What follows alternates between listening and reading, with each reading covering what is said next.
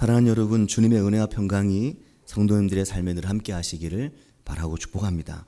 우리가 지금 마태복음 말씀 묵상을 함께 하고 있는데 지난 금요일 새벽까지 일주일 동안 마태복음 5장부터 7장까지 산상수훈의 말씀이 끝났습니다. 산상수훈의 말씀은 그리스도인들의 삶이 어떠해야 하는지 그것을 말씀하고 있었습니다. 그리스도인들의 삶에 드러나야 되는 착한 행실, 하나님께 영광을 돌리는 삶, 우리가 형제와의 관계를 어떻게 해야 하는지, 또 우리와 갈등 관계에 있는 이들에게 어떻게 해야 하는지, 또 우리가 어떻게 기도해야 하는지, 어떤 믿음을 가지고 어떤 삶의 모습으로 살아야 하는지, 이러한 여러 부분에 대해서 말씀을 했습니다. 그리고 그 산상수훈 말씀이 지난 금요일 새벽에 끝이 났는데, 지난 금요일 새벽 말씀, 오늘의 본문 말씀인 마태복음 7장 마지막 부분의 말씀은 무너지지 않는 집이 어떤 집인지, 비가 내리고 창수가 나고 바람이 불어올 때 그때 어떤 집이 무너지고 어떤 집이 무너지지 않는지 그 부분에 대해서 말씀하는 것으로 이 마태복음의 산상수훈이 끝이 났습니다. 그러면서 이렇게 말씀했습니다. 나더러 주여 주여 하지 마라. 나더러 주여 주여 한다고 다 천국에 들어갈 것이 아니다. 다만 하늘에 계신 내 아버지의 뜻대로 행하는 자라야 들어가리라. 그렇게 말씀하셨습니다. 사랑하는 여러분, 이 말씀을 우리가 우리의 마음에 잘 새길 수 있게 되기를 바랍니다. 주여 주여 한다고 다 되는 게 아니라는 이야기를 예수님께서 하신 겁니다. 이 부분에 대한 내용은 지난 금요일 새벽 말씀에서 좀 더 자세히 설명되어 있습니다. 선지자 노릇을 하고 귀신을 쫓아내고 많은 권능을 행하고 주의 이름으로 아무리 그것을 그렇게 해도 하나님의 뜻을 따라서 내가 살아야지, 내가 어떻게 사느냐가 중요한 것이지, 그런 선지자 노릇이나 귀신 쫓고 권능 행하는 이것으로 천국 갈 수 있는 것이 아니라는 아주 액면 그대로의 말씀입니다. 사랑하는 여러분, 그러니까 이게 무엇을 말하는 것이겠습니까? 하나님은 누가 선지자인지, 누가 신앙을 가르치고, 누가 교회의 지도자이고, 누가 나는 선지자다라고 자랑하는지 이런 걸 별로 중요하게 보시는 분은 아니라는 말씀인 겁니다. 누가 귀신 쫓는 능력이 있는가? 그것으로 천국 가는 것은 아니라는 것이죠. 누가 많은 권능을 행했는가? 그것으로 천국 갈 수 있는 것이 아니라는 말씀입니다.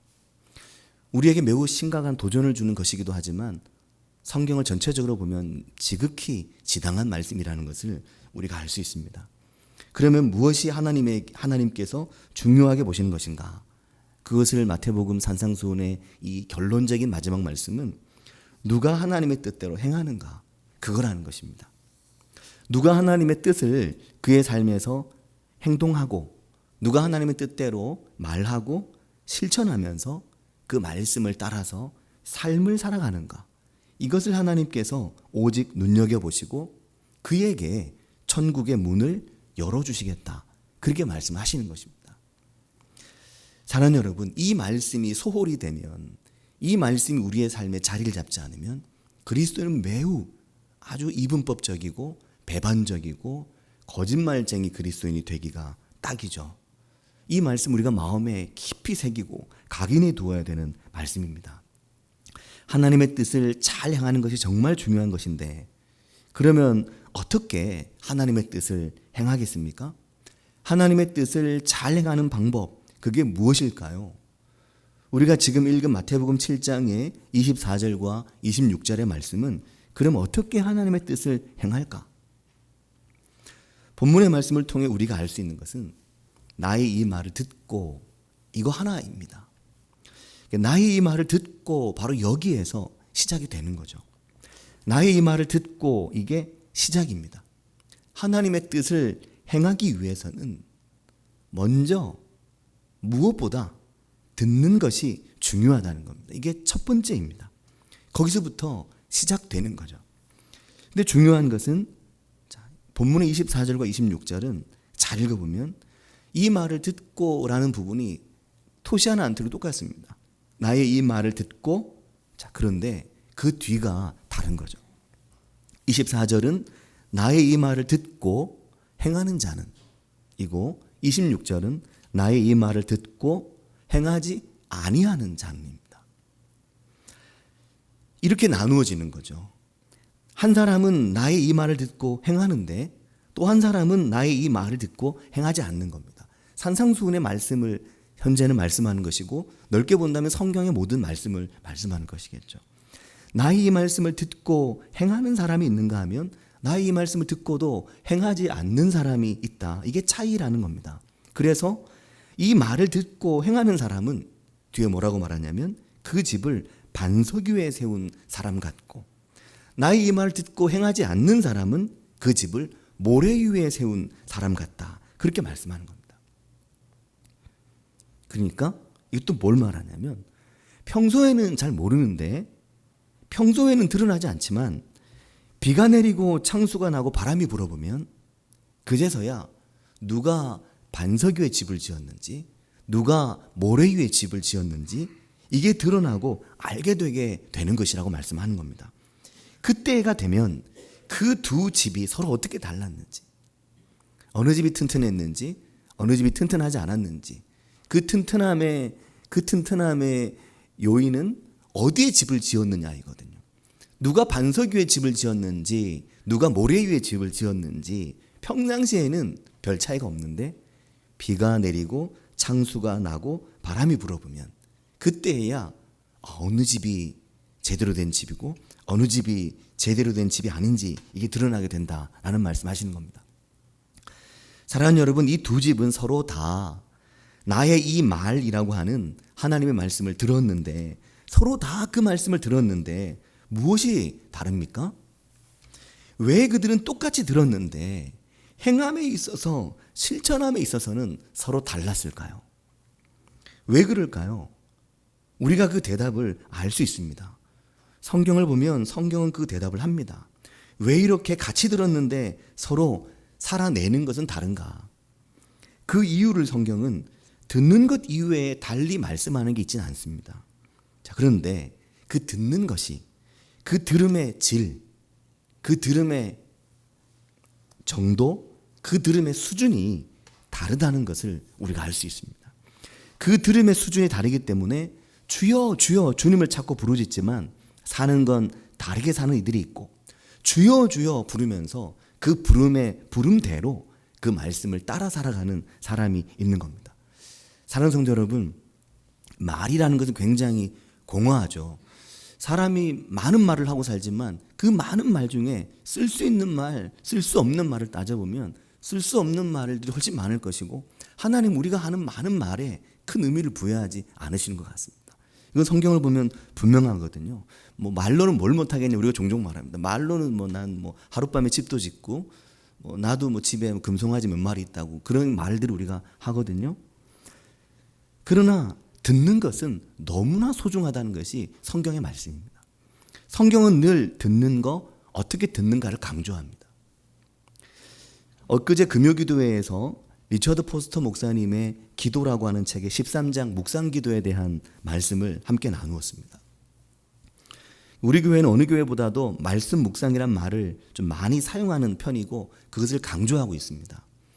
더 강조해야 된다고 저는 생각을 하고 우리 교회 모든 성도님들이 말씀 묵상할 수 있는 성도님들이 되시기를 바라는 것이 제 바람입니다. 그런데 이 부분에 있어서 리처드 포스터 목사님이 참 중요한 말씀을 하시거든요. 목사님은 묵상 기도가 이러한 묵상이 말씀을 만나고 말씀을 듣는 것이 소의 되새김질과 같다고 말합니다.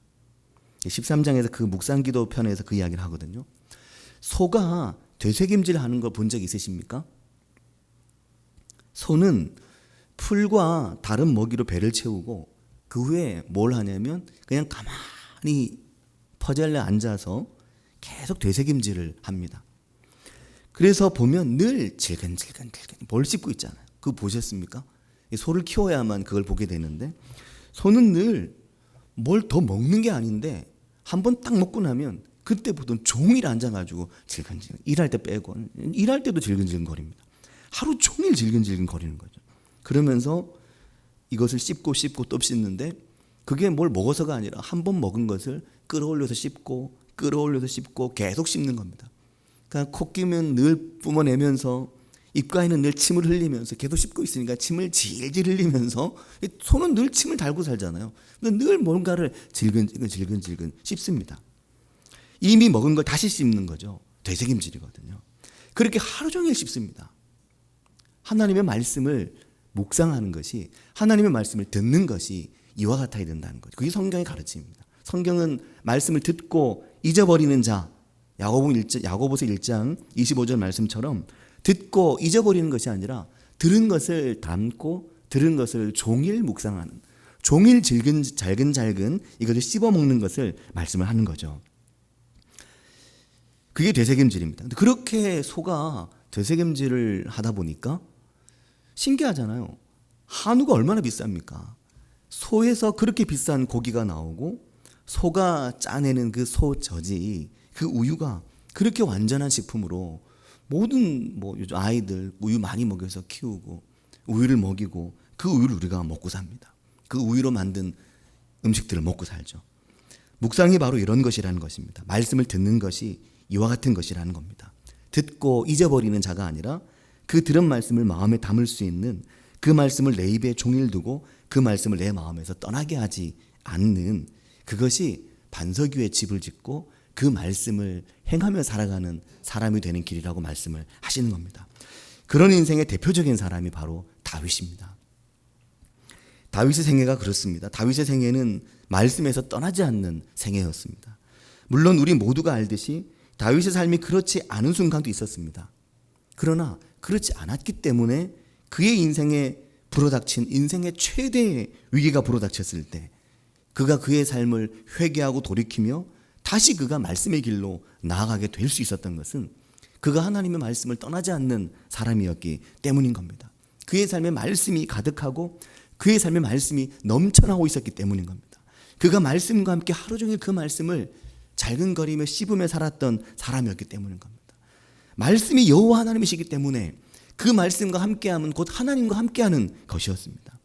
그가 길고 길었던 도피 생활의 여정 속에서도 그의 인생에 정말 비가 내리고 창수가 나고 탕류가 몰아치고 광풍이 휘몰아칠 때 그의 삶에 하나님의 말씀이 늘 그의 인생 가운데 함께하고 있었던 것입니다. 그런 사랑하는 여러분, 잘 듣는 것, 말씀을 잘 듣고 말씀과 함께하는 것, 잘 묵상하는 것이 이와 같이 중요한 이유가 있습니다.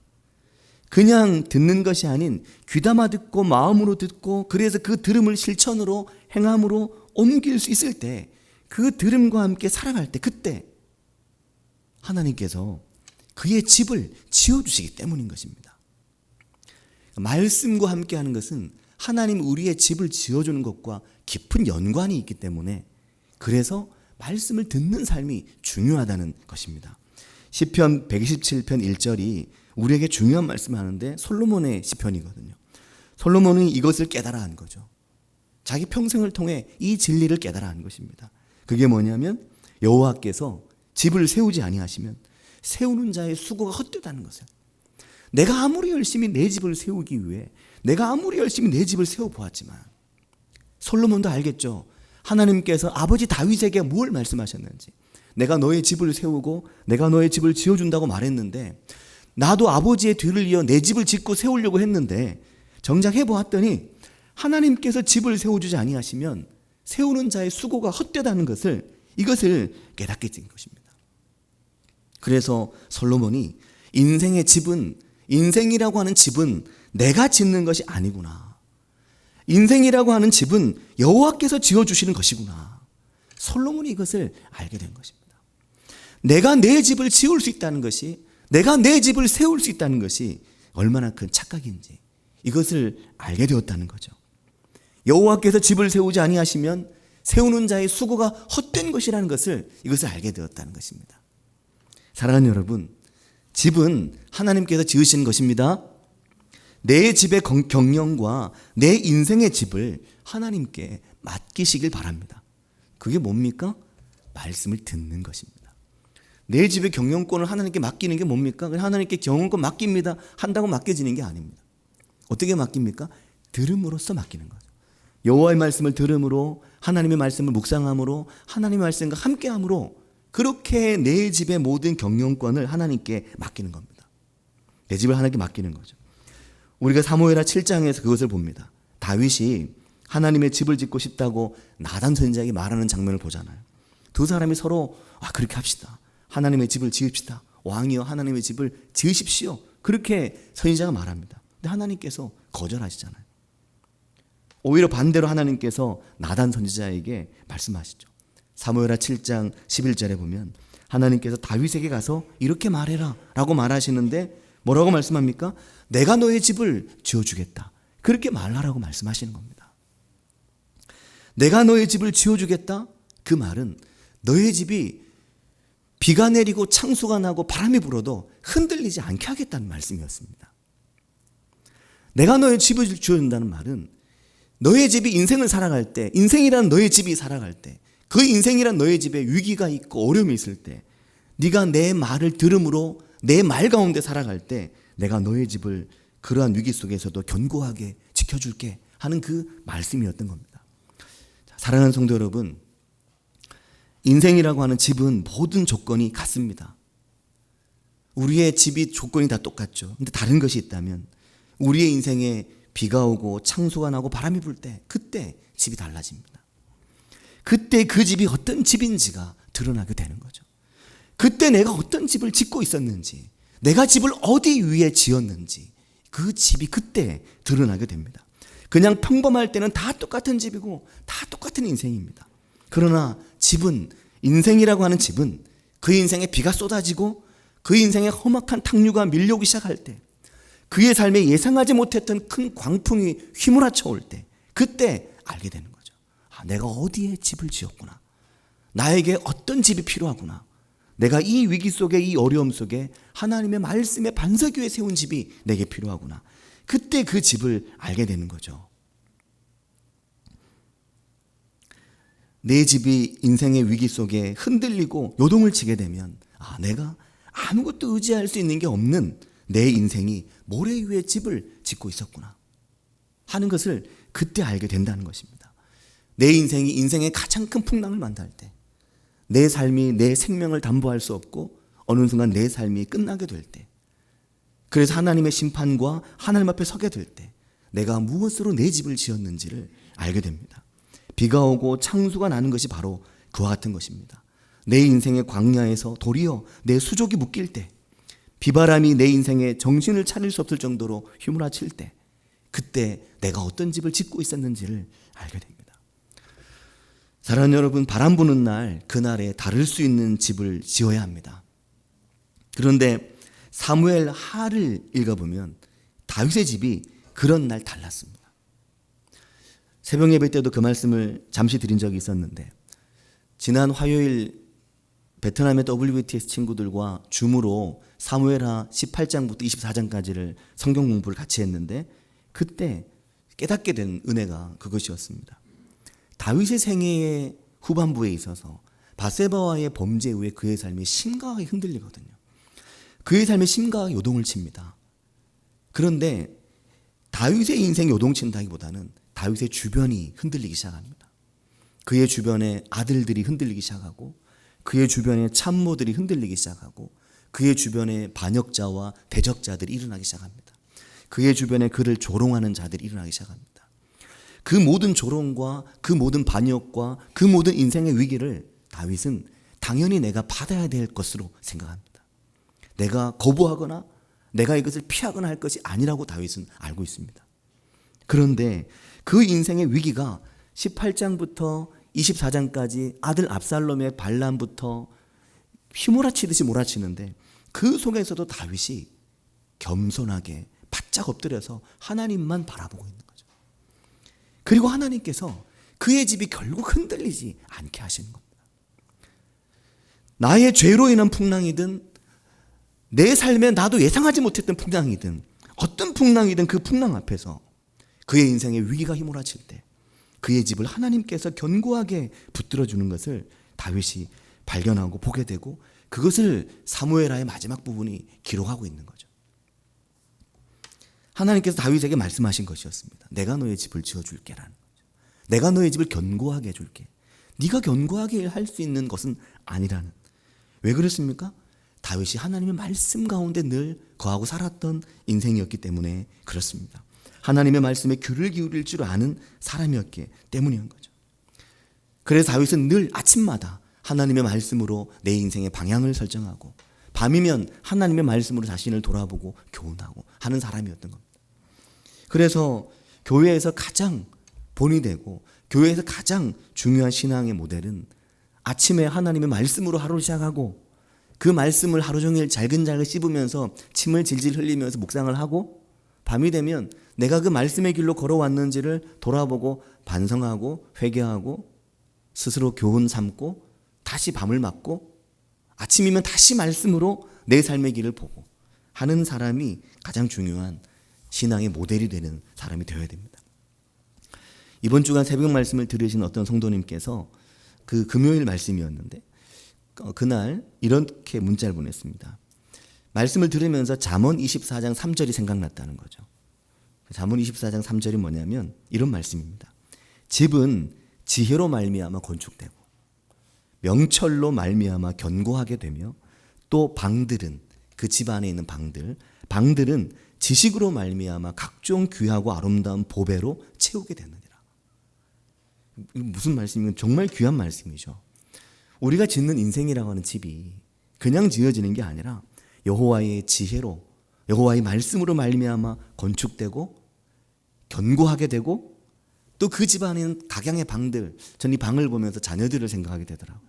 내 집에 속한 자녀들, 각 방에 있는 아이들, 그 방이 귀하고 아름다운 보배로 채워지는 건 여호와의 말씀으로 가능하다는 겁니다. 이 말씀이 생각난다고 하면서 그분은 이렇게 말하더라고요. 나를 하나님의 말씀으로 막 흔들어 보고 싶다. 막 흔들어서 그냥 채를 쳐보고 싶다. 내가 정말 말씀 가운데 서 있는지 말씀의 길로 가고 있는지 보고 싶다라는 거죠. 우리가 잘 알고 있는 디트리 보네포 목사님은 히틀러를 암살하려고 했던 2차 세계대전에 히틀러를 암살하려고 했다가 암살이 실패해서 교수형으로 감옥에서 죽은 분으로 우리에게 일반적으로 알려져 있지만 보네포 목사님의 더 위대한 면은 그분이 가지고 있는 신학생들을 어떻게 교육시키고 그분이 하나님의 말씀 앞에 어떻게 서야 되는지를 가르치고 교육했던 면에서 굉장히 두드러집니다. 이런 이야기를 하셨습니다. 사랑하는 사람의 말을 분석하지 않는 것처럼 여러분에게 하나님의 말씀이 다가올 때 그 말씀을 그대로 받아들이십시오.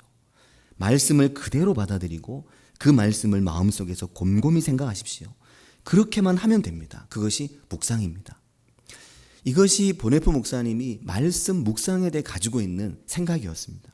그래서 목사님은 2차 세계대전 중에 신학교를 세우고 그 신학교에서 학생들을 가르치고 지도하면서 하루 동안 해야 되는 영적인 일과 중에 가장 중요한 영적 일과로 아침에 일어나면 30분씩 하나님의 말씀 묵상하도록 가르쳤습니다. 그런데 여기 특이한 점이 있는데요. 일주일 동안 동일 본문을 묵상하게 했습니다. 15절에서 17절 정도 되는 본문을 주고 그 본문을 일주일 내내 묵상하게 하는 거죠. 매일 30분씩을 그 본문을 읽고 묵상하고 읽고 묵상합니다. 간혹 새벽 말씀을 전하다 보면 성도님들께서 느끼시겠지만 어제 말씀을 다시 얘기하고 그제 말씀을 다시 얘기하고 일주일 전 혹은 한 달 동안 진행되는 그 말씀들을 계속 반복하는 것을 느끼실 겁니다. 반복을 하면 했던 얘기 또 하시네. 이쯤 되면 사실은 잘 들은 것이기 때문에 훌륭한 거죠. 하지만 했던 얘기를 또 하는 것이 굉장히 중요한 거죠. 지나간 본문을 다시 기억하는 것. 지나간 본문이라는 게 있을 수가 없는 겁니다. 그날 우리에게 계속해서 주어지는 그 말씀의 길을 잘 따라가고 그 말씀의 길을 잘 순종하는 많은 말씀이 아니라 몇 절의 말씀을 우리의 마음에 잘 새기고 그 말씀을 중심으로 다른 말씀을 보고 그 말씀을 중심으로 다른 말씀을 생각하고 그래서 종일 말씀의 길을 함께 걸어가는 것. 그것이 우리의 삶에 참으로 복된 믿음의 길입니다. 사랑하는 여러분, 우리가 모두 좋은 집을 짓길 원합니다. 내 인생의 집을 견고하게 짓길 원합니다. 그러나 그 집은 바람이 불어보면 드러납니다. 내가 어떤 집을 짓고 있는지. 사랑하는 성도 여러분, 어떤 집을 짓길 원하십니까? 내 인생의 집이 어떤 집이길 원하십니까? 비가 오고 창수가 나고 바람이 불 때 그때 견고한 집, 그 집을 짓는 우리들이 모두 되기를 바라고 축복합니다. 함께 기도하겠습니다.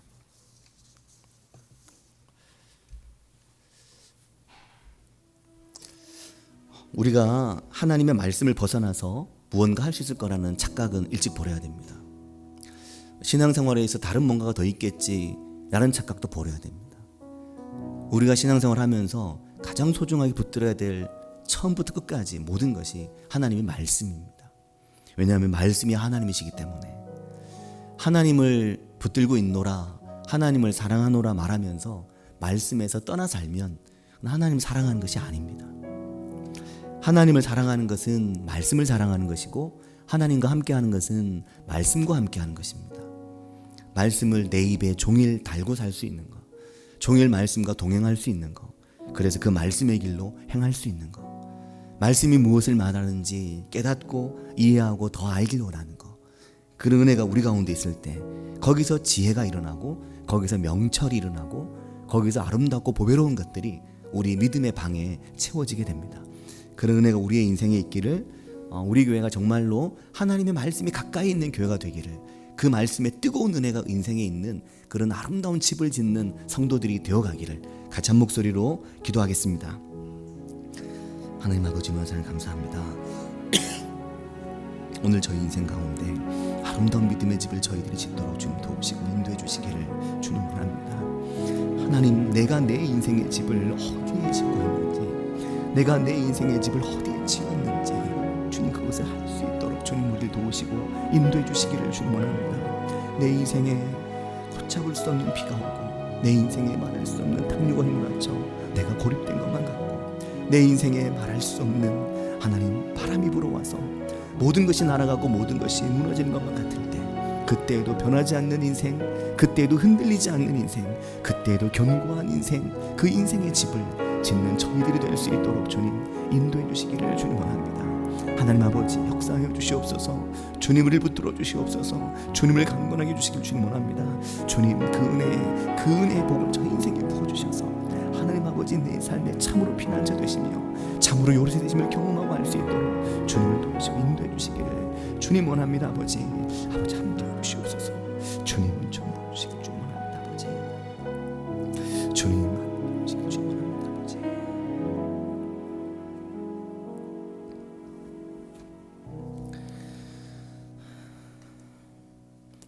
하나님 아버지, 마태복음 7장의 산상수훈의 말씀을 통해